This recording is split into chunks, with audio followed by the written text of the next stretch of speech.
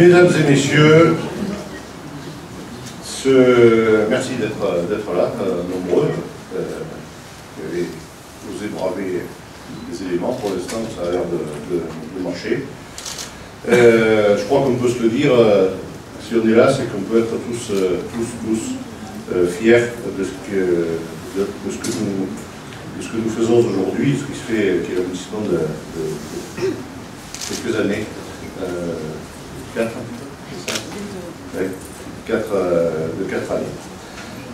Et donc il y a quelques années en arrière, évidemment sans imaginer que ce moment aurait lieu, j'étais de ceux qui désespéraient de voir disparaître ce domaine que à la fois les natifs seinois et les amoureux de Fabregat ont toujours connu. On s'en souvient, chacun s'est à plusieurs reprises, en fonction des événements et du temps qui passait, demandé ce que ce domaine de Fabregat allait devenir. Et on peut le dire, on a tous eu des moments de pessimisme.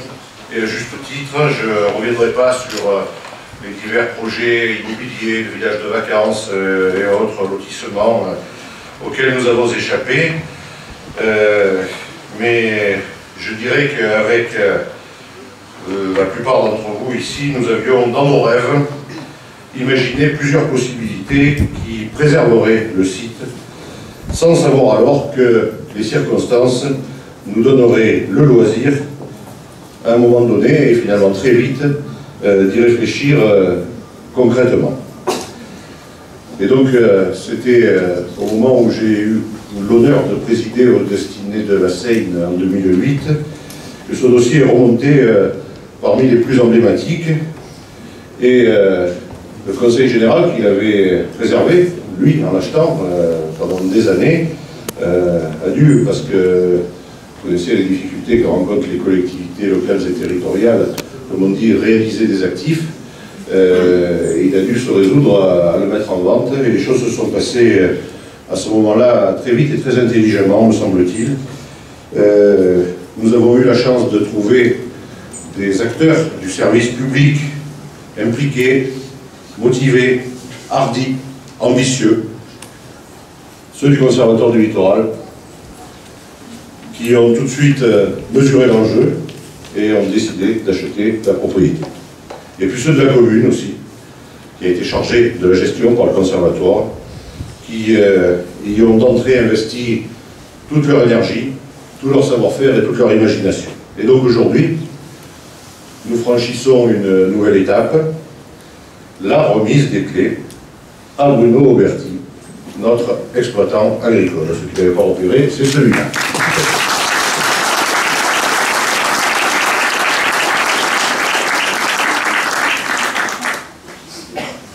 Alors il n'est pas là parce qu'il passait en bas sur la route qui allait à la mer comme ça et qu'on lui a dit viens, tu ne saurais pas faire un paysan toi? Non, non, c'est pas comme ça que ça s'est passé. Il a été choisi après qu'un appel à projet national a été lancé. Nous avons signé une convention à usage agricole. Avec lui, donc nous, c'est le Conservatoire et nous comme gestionnaire. Pour en arriver là, il a fallu faire renaître le domaine de Fabregat, qui est désormais je répète ce que les gens disent, ce joyau de notre patrimoine naturel, historique et humain. Il reste un rare exemple des anciennes campagnes agricoles offrant, après du boulot, un nettoyage, défrichage, etc., une vraie mosaïque de paysages, un aperçu remarquable des anciens lavoirs, là-bas, des moulins, des canaux d'irrigation, des puits, de la façon dont l'eau, bien précieuse s'il en est, était retenue, captée, conduite, répartie et utilisée. Tout ça, je le redis, c'est une démarche à plusieurs. Sans cette décision essentielle du Conservatoire du Littoral, désormais propriétaire, sans l'accord du Conseil général de faire affaire avec le Conservatoire, rien n'aurait pu se faire. Et si le Conservatoire du Littoral ensuite, et en même temps on pourrait dire, a fait confiance à la ville et a choisi de l'accompagner, c'est que le projet de faire de ce magnifique domaine qui a aujourd'hui 67 hectares, parce que vous avez acheté une dizaine encore, combien? Une douzaine récemment, il y a quelques mois, maintenant.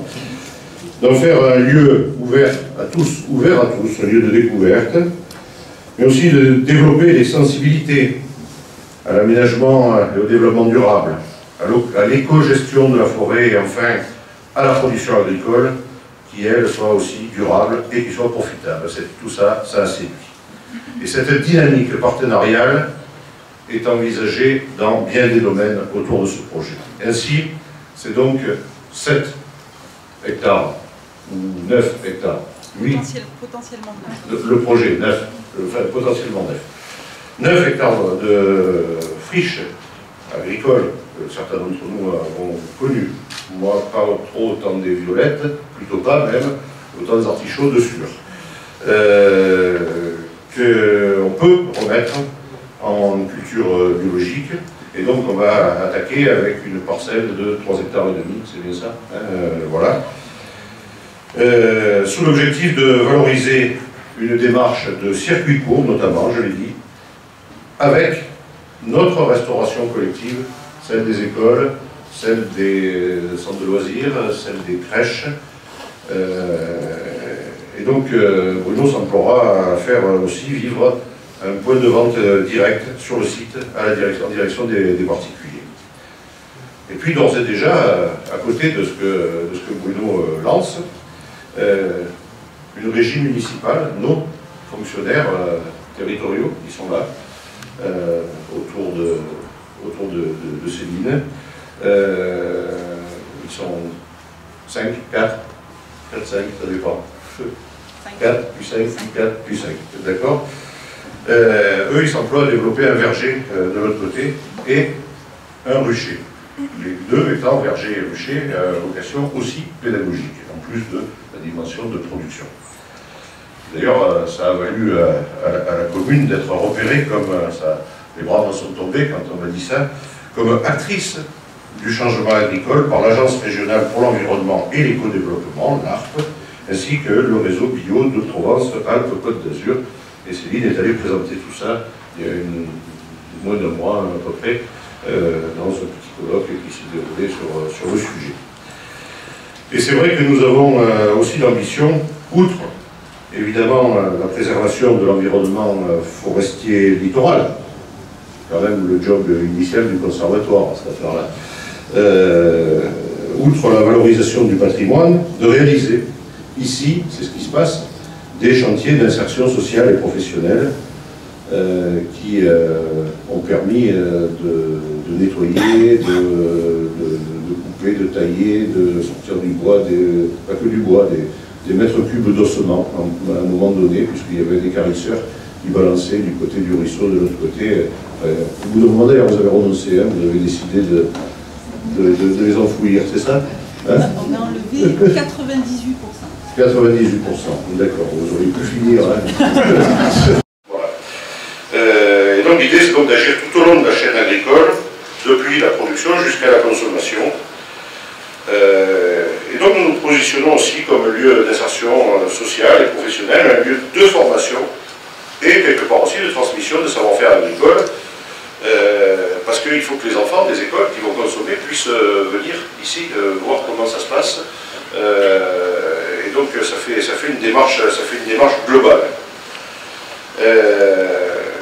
qui n'est pas complètement neutre, parce que si on regarde bien, des terres agricoles chez nous à la Seine, il n'y en a plus, il reste 5 petites exploitations agricoles sur le territoire de notre commune. Et je crois qu'on peut être fier que la puissance publique participe de cette préservation et valorisation de ce qui reste. Nous contribuons aussi à travers ce domaine à accroître la biodiversité. Je ne reviendrai pas en détail sur le programme d'action développé depuis ces 4 années. Beaucoup d'entre vous y êtes venus, passés, vous avez regardé, vous avez vu les évolutions dont on parlait. Peut-être un mot pour indiquer à ceux qui ne le sauraient pas que la moutarde blanche qui a été plantée sur les terres à mettre en culture, elle a été comme un engrais vert pour piéger les nitrates et rendre le sol de nouveau fertile. Voilà, je ne saurais terminer sans remercier nos partenaires, en espérant n'oublier personne. Évidemment, le Conservatoire du Littoral, la DRAF, la DDTM, la région, Madame la vice-présidente, elle est là, en charge de l'agriculture et de la mer, c'est ça? C'est ça. Voilà, j'ai les deux ici. J'ai les deux ici, c'est pour ça. Le Conseil général. Bonjour, enfin, je n'ai pas cité pour ceux qui ne connaissaient pas Mireille Perrano et Gilles Vincent. Voilà. La Chambre d'agriculture du Var, l'association Agri-Bio-Var, l'association des agriculteurs bio du département, Itensia, le fonds de dotation pour la protection de la nature. Alors oui, les choses avancent ici à Fabregat, elles avancent dans une belle coopération, avec vraiment les encouragements et le soutien des institutions publiques. Et surtout, ça c'est très précieux, le vôtre, mes concitoyens, qui êtes toujours plus nombreux à venir découvrir, comprendre et même participer aux opérations qui sont conduites dans le domaine. Et tout dernièrement, quand il s'agissait de faire un peu de plomberie pour raccorder le forage au système d'irrigation, on a à la fois compté sur un retraité de la commune qui devait s'ennuyer, qui est allé attraper un plombier du coin et qui sont en train, ils n'ont pas fini, mais utiliser au maximum, ils sont en train d'aider Bruno à réaliser ces branchements-là nécessaires.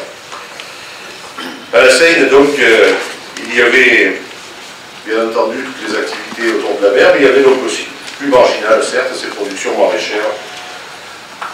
Les deux ont cédé.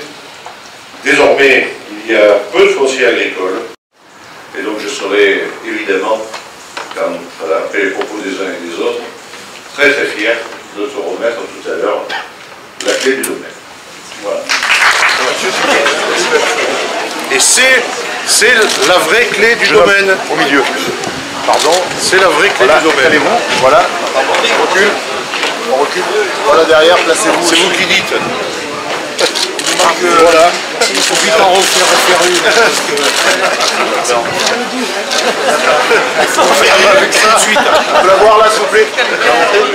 Voilà.